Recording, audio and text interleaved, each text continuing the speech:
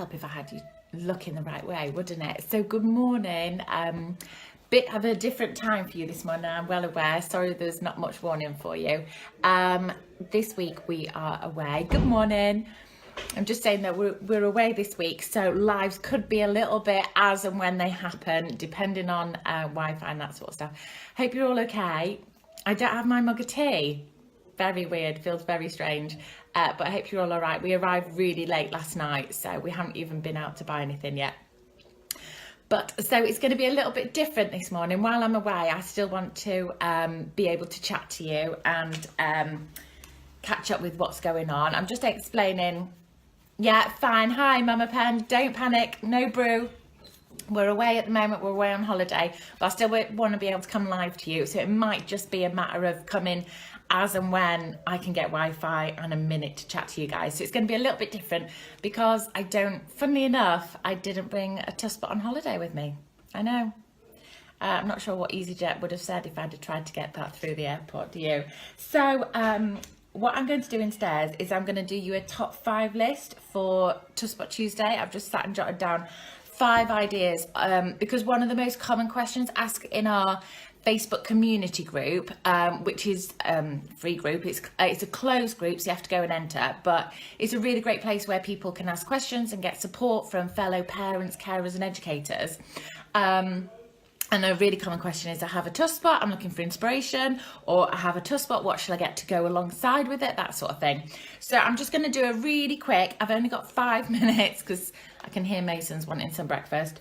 We're going to do the top 5 things to get for if you have just started with a Tuff Spot. I'd love it if anyone has any other ideas that you would like to add to the list. In fact, you could do that now. In the comments bit, do you want to type down anything that you think, if you do have a Tuff Spot or play tray already, what are your essential items? It'd be really interesting to hear, and then we could always collate them and put them in a little blog list. So I'll jot down if you guys mention any good ones. So first of all, I'm going to start by saying there are a couple of things. Number one, a stand is not essential for a Tuff Spot. It's just something to consider if you are buying a Tuff Spot and think eventually you might want a stand. It's worth buying them together. It's much cheaper than buying the stand alone. However, you can still use a Tuff Spot in lots of different ways. For many years, I didn't have a stand for ours. Moon sand, lovely. I'm going to jot that down. I didn't have a stand for ours for hours, and instead I used to prop it up on books or on bricks or on a coffee table. I'm a strong believer, and I'm going to do a live one day about children working at different heights. So I really like having it at different height, and also with Tuff Spots, you can stand them up against the wall so they're working vertically. And someone shared a brilliant article yesterday about the importance of children working vertically in the Facebook group. So thank you if you're on here, whoever shared that was great. So Tuff Spots on the stand isn't essential, but just something to consider when you're buying yours. Even if you're buying yours while your baby is 6 months old, thinking I probably won't need it till they're 1 or 2 or standing or walking or whatever, it might be worth buying those together.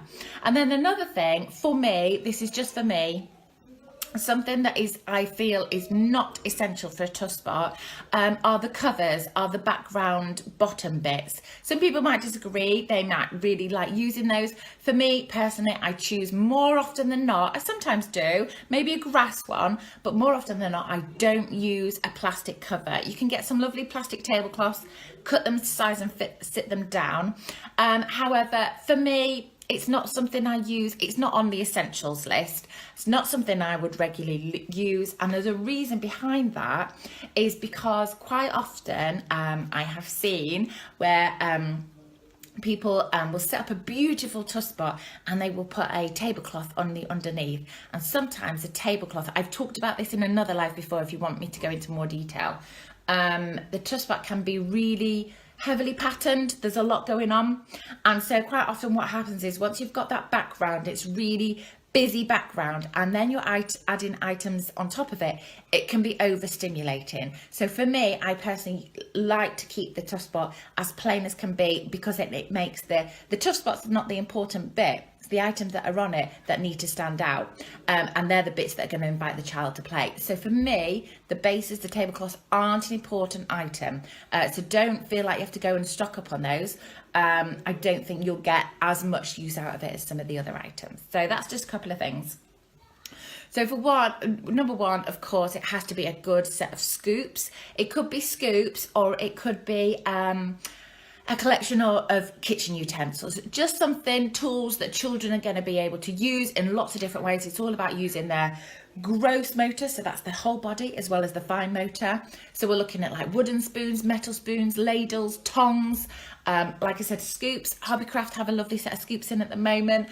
Home Bargains have a lovely set of scoops in. Having a great set of scoops can be brilliant because they have a variety of sizes, and the younger ones start with the bigger ones, and as they get older they get onto the smaller ones.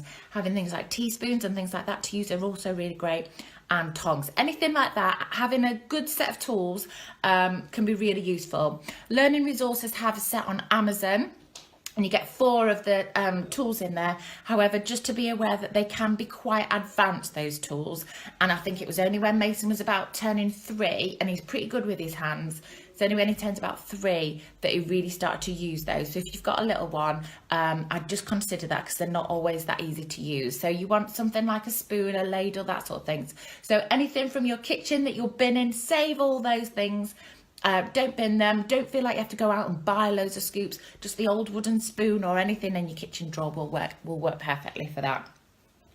Okay, so that was number 1 with scoops. Number 2 is to think about how you're wanting to use your Tuff Spot. Majority of the time, Tuff Spots I normally use for doing like sensory sort of play, and that can really enhance a child's play because it's alerting all the senses, and there's loads of research about it making connections in the brain, and setting those pathways for future learning. So sensory play is a really great one, and that's the best bit about a Tuff Spot, is it contains the mess. Not all of it, it's not a miracle workout, but it contains a lot of the mess, and that's what's so popular about them. So thinking about sensory, things that you might use are old cereal, rice, pasta, porridge oats. So I mentioned flour. Flour's a lovely one to do in a Tuff Spot. Anything like that, any of your old pantry things, you know, the ends of the cereal bags, perfect. Shredded wheat, like I said, pasta, spaghetti, noodles, anything foodie, cheap cereal, anything like that is great. Either use the stuff that you've got the ends of in your pantry, they will work just as well. Or if you do want to buy new stuff, if you store it in an airtight container once you've finished with it, you can repeat it again and again and again. You can get lots of use out of it. So I know lots of people are concerned about wasting food. Actually, you can recycle it a lot. And I still have bags of pasta and bits and pieces like that I've used several times over with Mason, and we still use them now. So as long as you have some sort of airtight container or a bag, then it's perfect. And don't forget, water play and sand play work just as well in a Tuff Spot, and brilliant for sensory play. So they're another 2 things. And mud, don't forget mud. Mud's a really good one.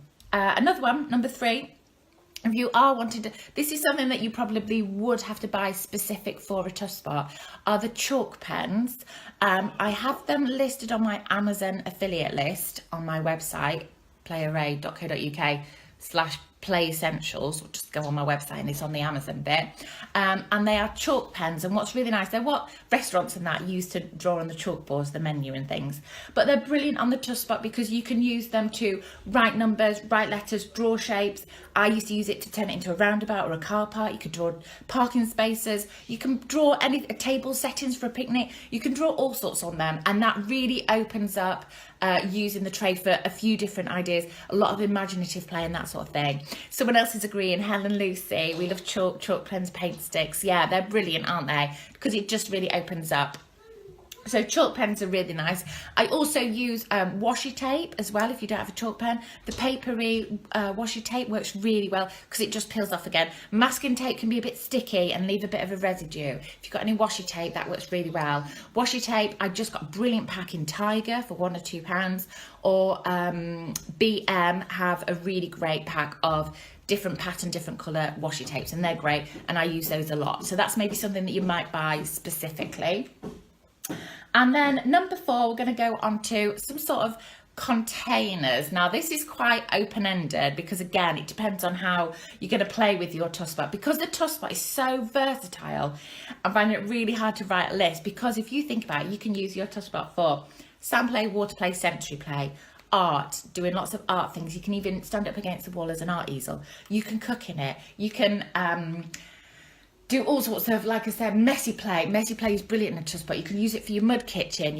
You could do so much with your Tuff Spot that it's really hard to write a list of just 5 things to stick to. But some sort of containers, it might be pots, filling and emptying. It might be like gift bags or anything like that. It might be the stacking cups that they had as a baby. They work really well because they can fill and empty them, and you've got all the various sizes. Maybe a little set of cooking pans. IKEA do a brilliant set of stainless steel cooking pans, great for messy play. So some sort of containers where they're going to be filling and empty them and use them in a variety of ways that are quite open-ended. So look at the containers that you have, and it's the kind of thing when you're out and about, in the pound shops, in IKEA, in Home Bargains, whatever, just look at the different things that you've got. And containers can be brilliant. Helen's also saying about squirty water bottles and brushes. They're brilliant too. They're really nice, and they actually come into my 5th one, so I'm just going to remind myself of that one.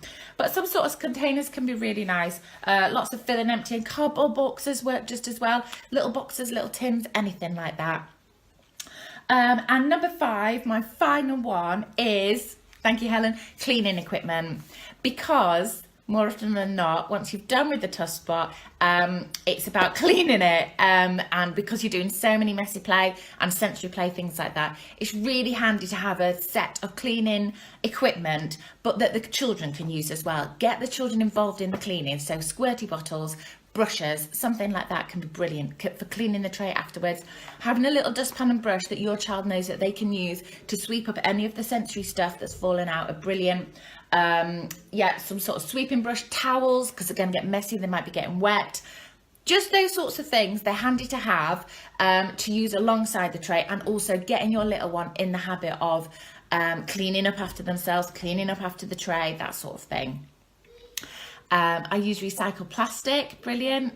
Pots and put holes in them, lovely. There's loads of stuff. You will be amazed once you start looking. It's all about that collection stuff. Start looking in your recycling, what you've got. Start looking at the things that you're binning, because more often than not, that's the stuff that you can use. And like for the containers, yeah, little yogurt pots, anything like that work brilliantly. So I'm going to end there because I've got a little one that's ready for some breakfast after a late flight last night. But yeah, hopefully that helps. I'm going to quickly recap before I finish. Number 1 was scoops. Number 2 was sensory materials. Chalk pens was number 3. 4, some sort of containers. And number 5 was the cleaning equipment for afterwards. Cloth and the bases aren't necessarily essential, and I don't feel that stands are essential, but just something to consider if you want one, because there are other ways that you can prop it up, and the IKEA coffee table worked fine for me for many years. If you do get stuck, you know that we've got the Tuff Spot mini packs of play prompts on the website. They're one of our most popular ones, just because it's got lots of different ideas, things you can set up in your Tuff Spot, and it's using the stuff you've got around your house already, a lot like what I've just mentioned here. Right, I'm going to end there and go and feed my child. I hope you all have a lovely day. Thank you, and sorry about the change of time. It might be a little bit like this week. We'll just have to see how we get on. And yeah, enjoy your day. Let me know what you get up to. I'm still going to be doing fan mail. I'm still going to be seeing you. Baby scarf play has gone up, and we'll be doing quick play prompts. Will be going up later too. All right, thank you very much, guys. I'll see you later. Bye.